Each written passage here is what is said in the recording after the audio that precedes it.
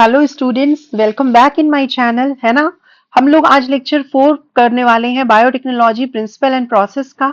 So far we have discussed many things. है ना। मैंने आपको क्लोरीन वेक्टर जो फीचर्स होता है एक वेक्टर में वो क्या क्या होना चाहिए, restriction enzymes, what are the tools required in recombinant DNA technology, ये सब चीजें पढ़ा दी है। आज हम लोग एक टॉपिक पढ़ने वाले हैं, बहुत बड़ा टॉपिक नहीं हम लोग आज कवर करने वाले हैं। एक छोटा सा टॉपिक हम लोग कवर करने वाले हैं एनसीईआरटी से। है ना। मैंने आप लोगों को जब कल एनसीईआरटी रीड कराई थी तो आपको बोला था कि एक लाइन जो है, ये सब चीजें जो हम मैंने रीड करा दी थी आपको। है ना। लेकिन ये जो पैराग्राफ है दिस वन, ये जो फोर्थ वाला पैराग्राफ है, ये जो पैराग्राफ है vector for cloning genes in plants and animals, ये जो है हम लोग आज करेंगे कवर। है ना। लेकिन ये इंपॉर्टेंट है, भले ही छोटा सा पैराग्राफ है, बहुत इंपॉर्टेंट है। और आपको सबको मालूम ही है कि बायोटेक्नोलॉजी से सबसे ज्यादा क्वेश्चन आजकल नीट में पूछे जा रहे हैं।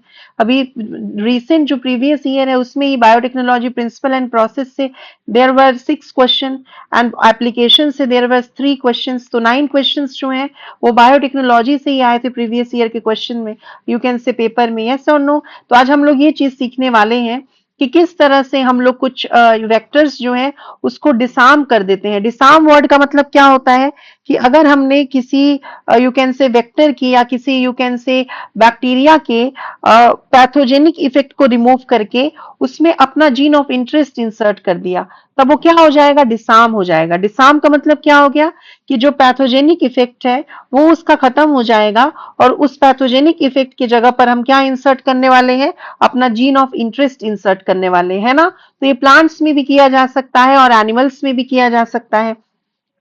तो हम लोग वन बाय वन देखते हैं। है ना। तो प्लांट्स में क्या होगा और एनिमल्स में क्या होगा। तो प्लांट्स में we are going to talk about agrobacterium tumefaciens. Plants में हम किसके बारे में बात करने वाले हैं, एग्रोबैक्टीरियम जो कि बैक्टीरिया है ना। ट्यूमिफेशियंस, यस और नो। एग्रोबैक्टीरियम टूमिफेशियंस जो है, सिंस हम लोग हाथ से लिख रहे हैं तो अंडरलाइन कर दे रही हूं, ये प्लांट्स में जो है वो actually as a natural genetic engineer use किया जाता है। और एनिमल्स में कौन नेचुरल जेनेटिक इंजीनियर की तरह यूज किया जा रहा है, रेट्रोवायरस। है ना। रेट्रोवायरस जिसके पास सिंगल स्ट्रैंडेड आरएनए होता है as genetic material, it is used as a natural genetic engineer in case of animals. तो हम लोग अब वन बाय वन समझते हैं कि कैसे हम लोग एक्चुअली में इसके साथ काम कर रहे होते हैं। तो पहले हम लोग प्लांट वाले का समझ लेते हैं। है ना। एग्रोबैक्टीरियम टूमिफेशियंस जो है, इसके बारे में मैंने प्रीवियस क्लास में भी आपको बताया था कि ये नेचुरल जेनेटिक इंजीनियर है। किसमें, नेचुरल जेनेटिक इंजीनियर किसमें है, ये बेसिकली प्लांट्स में। समझ में आया कि नहीं, इंजीनियर, इंजीनियर इन प्लांट्स। और नेचुरल जेनेटिक इंजीनियर कौन है एनिमल्स में, ये जो है आपका this is the retrovirus is the natural genetic engineer in animals. तो इस तरह से अगर आपसे क्वेश्चन पूछा जाए तो आप जो है उसको आराम से बता सकते हो, डील कर सकते हो। है ना। क्या क्या क्वेश्चन पूछे जाएंगी वो भी मैं आपको बताते चलती हूँ हर बार। है ना। तो natural genetic engineer in animals कौन है, it is the retroviruses which are actually you can say used as natural genetic engineer in animals. तो अब हम लोग प्लांट्स के बारे में पहले समझ के चलते हैं बच्चों। एग्रोबैक्टीरियम टूमिफेशियंस के बारे में पहले समझ के चलते हैं।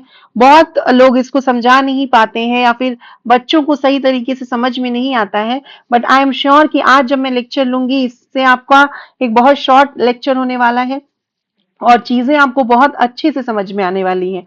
तो प्लांट्स में क्या हो रहा होता है कि ये जो एग्रोबैक्टीरियम टूमिफेशियंस है ना, एग्रोबैक्टीरियम जो टूमिफेशियंस है, ये क्या है एक्चुअली में, एग्रोबैक्टीरियम जो टूमिफेशियंस है ये एक बैक्टीरिया है ना। और ये एक पैथोजेनिक बैक्टीरिया है। पैथोजेनिक मतलब क्या हो गया, डिजीज कॉज करने वाला बैक्टीरिया है।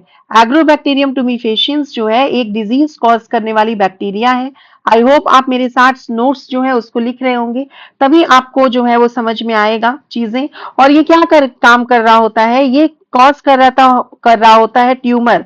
It causes plant tumour. ये प्लांट के अंदर कैंसर कॉज कर रहा होता है, ट्यूमर कॉज कर रहा होता है, जिसको हम बोलते हैं क्राउन गॉल डिजीज। समझ में आया कि नहीं, उस डिजीज को क्या बोल रहे होते हैं हम लोग, क्राउन गॉल डिजीज बोल रहे होते हैं।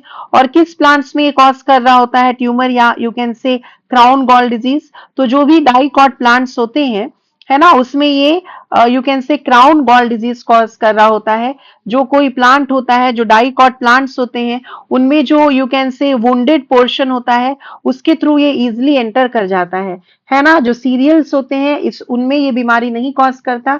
जो डाइकॉट प्लांट्स होते हैं उनमें ये बेसिकली यू कैन से डिजीज कॉज करता है। ये बैक्टीरिया जो है वो ब्रॉड लीव्स के साथ बेसिकली यू कैन से इन्फेक्ट कर रहा होता है, इंटर कर रहा होता है। जैसे टोमेटो में हो सकता है, सोयाबीन, सनफ्लावर, कॉटन, है ना, इन सब के जो वुंडेड पोर्शन होते हैं उसके थ्रू थ्रू ये क्या हो रहा है ना, ये प्लांट के अंदर जो है वो एंटर कर जाता है। तो देखिए अब एक्चुअली में ये बैक्टीरिया जो है, जैसे मान लो ये बैक्टीरिया है ना, दिस इज द एग्रोबैक्टीरियम टूमिफेशियंस। अब इसका यहाँ पे क्या होगा, this is the main chromosome, है ना। बैक्टीरिया में क्या होता है, एक मेन क्रोमोसोम होता है, उसके अलावा इसके पास जो है वो प्लाज्मिड भी है। समझ में आ रहा है? आप लोगों को मैंने पढ़ाया था कि प्लाज्मिड जो होते हैं वो एक्स्ट्रा क्रोमोसोमल होते हैं, है ना, सर्कुलर होते हैं, डबल स्ट्रैंडेड होते हैं, and they are present in bacteria and some yeast. ये किसमें प्रेजेंट होते हैं? बैक्टीरिया में प्रेजेंट होते हैं और कुछ ईस्ट में प्रेजेंट होते हैं। तो ये जो प्लाज्मिड प्रेजेंट है एग्रोबैक्टीरियम टूमिफेशियंस में, उसको हम बोलते हैं टीआई प्लाज्मिड। और टीआई का फुल फॉर्म होता है ट्यूमर इंड्यूसिंग प्लाज्मिड। टीआई का फुल फॉर्म क्या होता है? Tumour inducing plasmid. समझ में आया कि नहीं?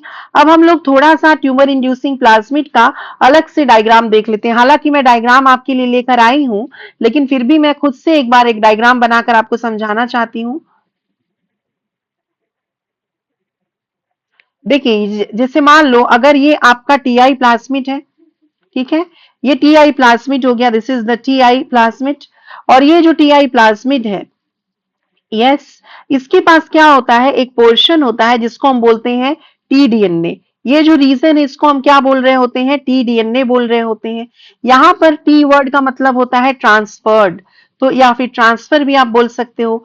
ठीक है, तो ये जो टीडीएनए है ये क्या है? ट्रांसफर्ड डीएनए है।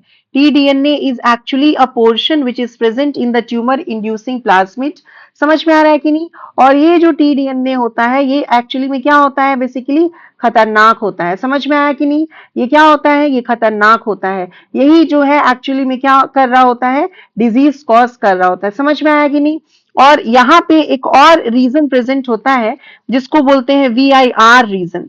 वीआईआर रीजन का मतलब क्या हो गया? वीआईआर रीजन का मतलब होता है वायरुलेंट रीजन। वायरुलेंस रीजन का क्या काम है मैं भी आपको समझाऊंगी, देखिएगा, समझिएगा।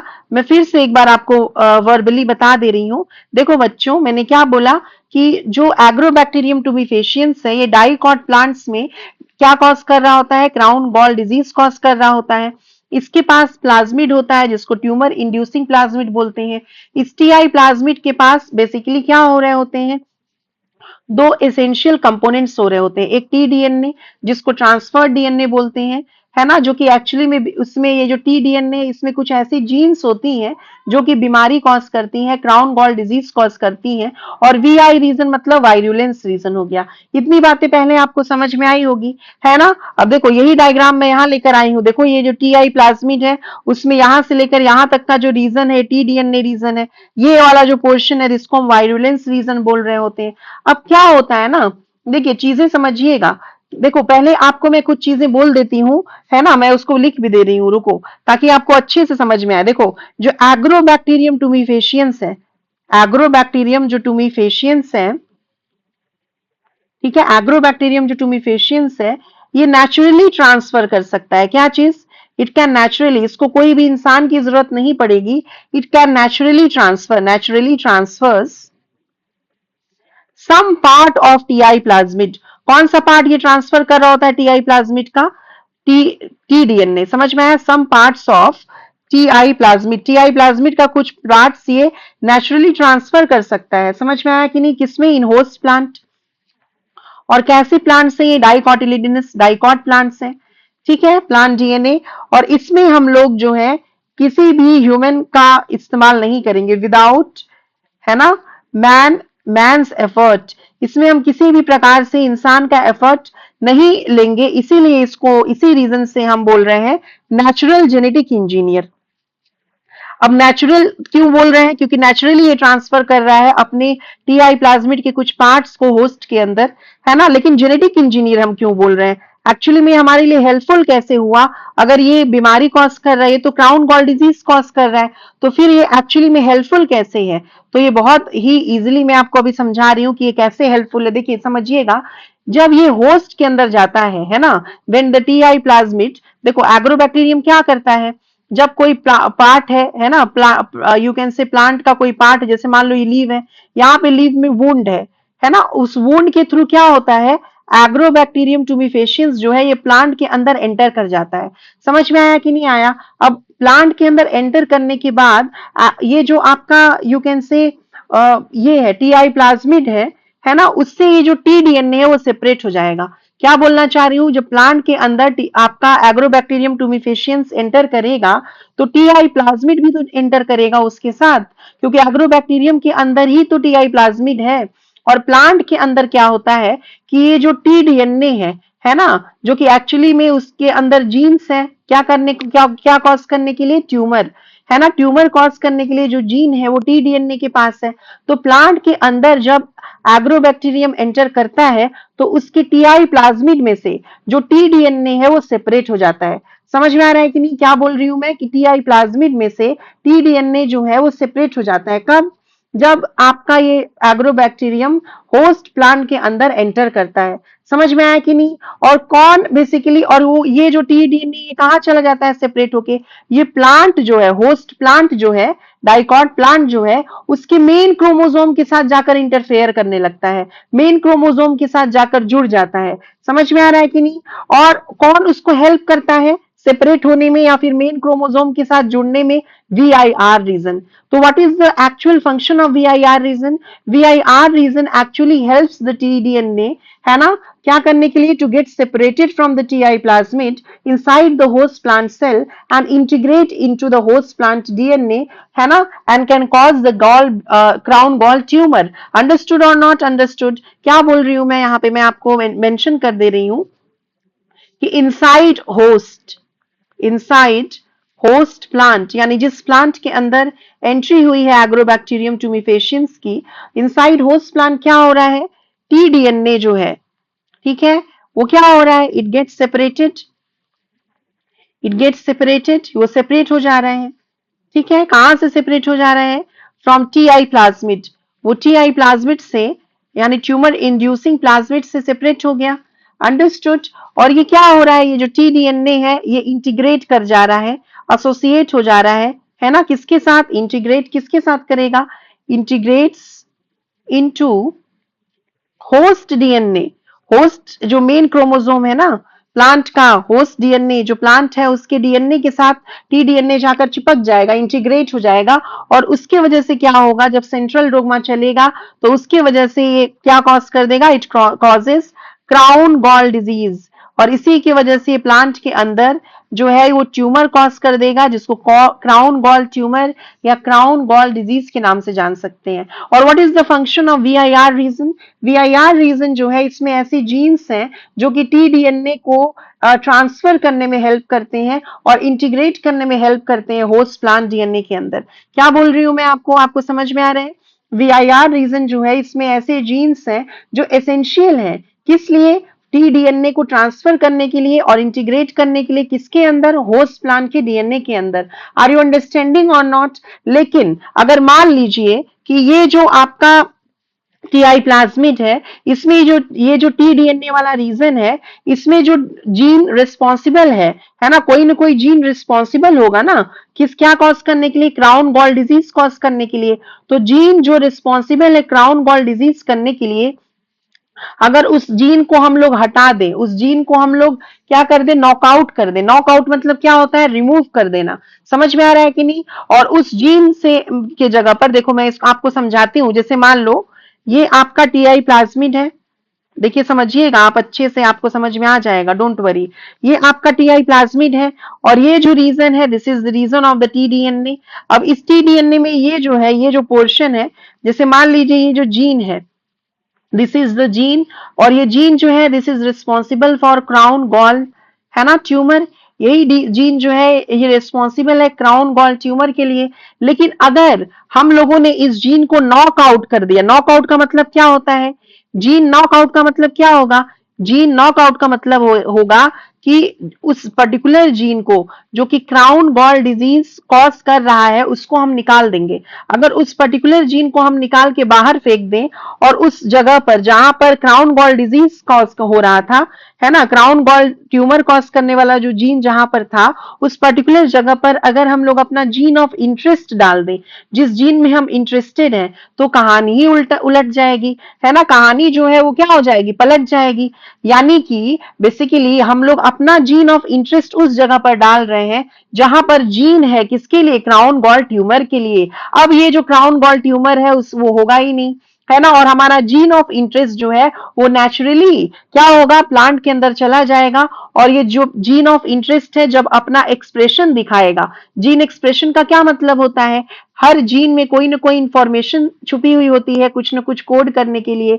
तो when the information is stored in this gene will get converted into a protein. तो हमारा जो जीन है जिस भी चीज को बनाने के लिए या जिस भी काम के लिए वो बेसिकली इंचार्ज होगा वो करेगा, है ना। अगर वो वैक्सीन बनाने के लिए होगा, एंटीबायोटिक बनाने के लिए होगा, इंजाइम बनाने के लिए होगा, तो जो भी जीन का काम होगा वो अब क्या कर सकता है, वो प्लांट के अंदर कर सकता है ना। ऑब्वियसली जो जो मैंने अभी नाम लिया सब तो प्लांट में नहीं बन सकता है, बट मैंने आपको जीन एक्सप्रेशन समझाने के लिए चीजें समझाई।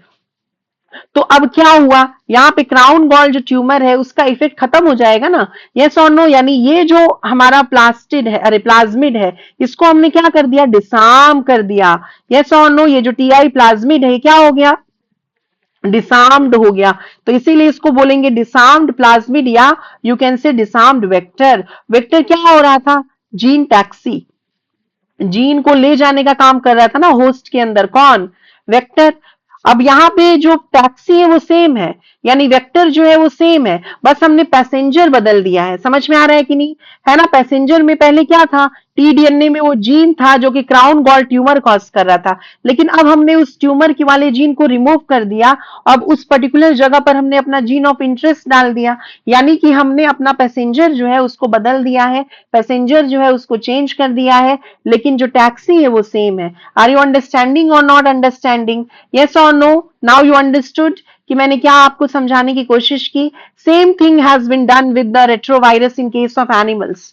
समझ में आ रहा है, रेट्रोवायरस जो है, और इसको ये नेचुरली ये काम करेगा ना, क्योंकि देखिए मैंने यहाँ पे लिखा है agrobacterium tumefaciens naturally transfers some part of Ti plasmid in host plant DNA without man's effort. अब हम लोग जब जीन ऑफ इंटरेस्ट डाल देंगे और ये जब प्लांट के अंदर जाएगा तो ये जो पोर्शन अपने आप कट के जाएगा, कट के कहां चला जाएगा, बेसिकली प्लांट के क्रोमोसोम के साथ चला जाएगा और चिपक जाएगा और अपना इफेक्ट दिखा देगा, यस और नो। याद करो पहले जो टी डीएनए है वो जाकर सेपरेट हो रहा था और इंटीग्रेट हो रहा था होस्ट के डीएनए के साथ। अब टी डीएनए की जगह पर हमारा जीन ऑफ इंटरेस्ट सेपरेट होगा और वो इंटीग्रेट करेगा होस्ट डीएनए के साथ, और जो कहानी है वो पूरी उलट जाएगी और अपना हमारा इफेक्ट आ जाएगा, जो चीज हम चाहते हैं वो हमें मिल जाएगा। सेम कहानी हम लोग रिपीट कर रहे हैं किसके साथ, रेट्रोवायरस के साथ। इसमें भी हम पैसेंजर जो है वो बदलेंगे, लेकिन टैक्सी जो है वो हम सेम रखेंगे। रेट्रोवायरस जिसको नेचुरल जेनेटिक इंजीनियर बोलते हैं हम लोग एनिमल्स में, ये रेट्रोवायरस बेसिकली क्या कर रहा होता है, ये रेट्रोवायरस क्या कर रहा होता है बेसिकली, तो रेट्रोवायरस की कंडीशन में क्या होता है, यहाँ पे भी कुछ जीन्स होती हैं, है ना। ये जीन्स जो होती हैं ये क्या होती हैं, ये भी कैंसरस होती हैं, ट्यूमर या यू कैन से कैंसरस, ठीक है। कैंसरस मतलब you can say cancer causing genes है। रेट्रोवायरस के पास कुछ जीन्स है जो कि कैंसर या ट्यूमर कॉज कर रही है। जैसे मान लो ये जीन है ना, जो कि क्या कैसा है, कैंसर या ट्यूमर कॉज करने वाला है, लेकिन इस पर्टिकुलर जीन को हमने क्या कर दिया, इस पर्टिकुलर जीन को हमने रिमूव कर दिया, देखो नॉकआउट कर दिया, और इस पर्टिकुलर जीन के जगह पर हमने क्या ऐड कर दिया, हमने ऐड कर दिया अपना जीन ऑफ इंटरेस्ट। जो जीन ट्यूमर कॉज करने वाली थी, कैंसर कॉज करने वाली थी, वहां पर हम लोगों ने अब अपना जीन ऑफ इंटरेस्ट जो है वो क्या कर दिया, इंसर्ट कर दिया, जिसकी वजह से ये रेट्रोवायरस जो है इसका जो यू कैन से हार्मफुल इफेक्ट है वो खत्म हो गया, और ये भी बन गया क्या चीज, डिसार्म्ड वेक्टर। और ये क्या है, नेचुरल जेनेटिक इंजीनियर है, किसके केस में, एनिमल्स के केस में। समझ में आया कि नहीं? एक और चीज मैं आपको बताती हूँ which is out of NCERT, है ना, बट अगर आप नीट के स्टूडेंट हो तो घबराना नहीं है, थोड़ा बहुत एनसीईआरटी से ज्यादा भी मैम अगर आपको बता रही हैं तो कुछ सोच समझ के ही बता रही हैं, आप उसको पढ़ सकते हो, क्योंकि आपको पता है कि कंपटीशन कितना ज्यादा है, हमें हम सबसे आगे रहना होगा, तो थोड़ा एक्स्ट्रा सीखना होगा। देखिए अभी क्या हो रहा है ना, जो एक और होता है यू कैन से बैक्टीरियम, जिसको बोलते हैं एग्रोबैक्टीरियम राइजोजीन्स, अंडरस्टूड, एक और बैक्टीरियम है ना, ये बस एक बार पढ़ के जाना, नोट्स में लिख लो। ये कॉज करता है एग्रोबैक्टीरियम यू कैन से राइजोजीन्स, ये हेरी रूट डिजीज कॉज कर रहा होता है। समझ में आया कि नहीं? ये कॉज कर रहा होता है हेरी रूट डिजीज। समझ में आया कि नहीं? और इसको भी हम लोग as a you can say vector इस्तेमाल कर सकते हैं for the gene transfer in the plant cell. और इसमें जो प्लाज्मिड होता है जिसको हम लोगों ने डिसार्म किया है, उस प्लाज्मिड का नाम है RI प्लाज्मिड। बस इतना वर्ड आप याद रख लोगे तो चल जाएगा। इज दिस क्लियर और नॉट? तो एनिमल्स में हम क्या यूज कर रहे हैं, यू कैन से डिसार्म किसको कर रहे हैं, तो रेट्रोवायरस को कर रहे हैं। ये क्या कॉज कर रहा था, कैंसर, लेकिन कैंसर कॉज करने वाले जो जीन है उसको हटाकर वहां हमने अपना जीन ऑफ इंटरेस्ट डाल दिया। उसके अलावा जो आपका एग्रोबैक्टीरियम ट्यूमिफेशियंस है which is a natural genetic engineer in case of plants, है ना, जो कि डाइकॉट प्लांट में क्राउन गॉल डिजीज कॉज कर रहा था, इसके पास TI प्लाज्मिड था, tumour inducing plasmid, tumour inducing plasmid में TDNA था। जब आपका एग्रोबैक्टीरियम प्लांट के अंदर एंटर कर रहा था तो TI प्लाज्मिड में से जो TDNA है वो सेपरेट हो जा रहा था, और जो प्लांट है उसके क्रोमोसोम के साथ इंटीग्रेट कर जा रहा था और बीमारी कॉज कर दे रहा था। लेकिन साइंटिस्ट ने क्या किया, इस TDNA के पास जो जीन्स रिस्पॉन्सिबल है ट्यूमर कॉज करने की, उसको नॉकआउट कर दिया, उसको रिमूव कर दिया, और वहां पर हमने अपना यूजफुल जीन डाल दिया, जीन ऑफ इंटरेस्ट डाल दिया, डिजायरेबल जीन डाल दिया। अब ये नेचुरली क्या कर सकता है, ट्रांसफर कर सकता है, ये नेचुरली क्या हो कर सकता है, प्लांट के अंदर एंटर करके यू कैन से इंजीनियरिंग कर सकता है ना। तो अब जो कहानी है वो पलट गई, और इसीलिए इसको natural genetic engineer in plants बोला जाता है। अंडरस्टूड और नॉट? Is this clear? अब हम लोग एक बार एनसीईआरटी से रीड कर लेते हैं। नाउ द लाइन इज, इसीलिए मैंने जानबूझ के ये वाला पोर्शन उस दिन नहीं कराया था, बिकॉज अगर मैं उस दिन कराती तो मुझे लगता मैंने जस्टिफिकेशन नहीं किया अपने लेक्चर के साथ, इसीलिए मैंने सोचा कि एक छोटा सा लेक्चर लेकर इसको पहले खत्म करते हैं। So the topic is vector for cloning genes in plants and animals. You may be surprised to know that we have learned the lessons of transferring genes into plants and animals from bacteria and virus.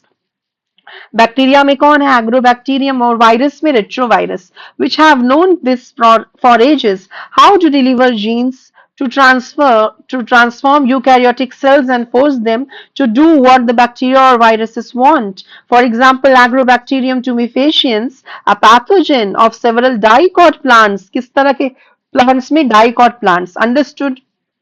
अगर monocot का example होगा तो answer ये नहीं होगा, है ना। Is able to deliver a plant piece of DNA known as tDNA to transform normal plant cell into tumor and direct these tumor cells to produce the chemicals required by the pathogen. Similarly, retroviruses in animal have the ability to transform normal cells into cancerous cells. जैसा कि अभी मैंने बताया, a better understanding of the art of delivering genes by pathogen in their eukaryotic hosts and generated knowledge to transform these tools to pathogen into useful vector for delivering genes of interest to humans. The tumor inducing plasmid, that is TI plasmid, किसमें है, Agrobacterium tumefaciens में है, has now been modified. उसको हमने क्या किया, modified किया, उसके TDNA पोर्शन पे कट लगाकर जीन ऑफ इंटरेस्ट डाल दिया into a cloning vector which is no more pathogenic.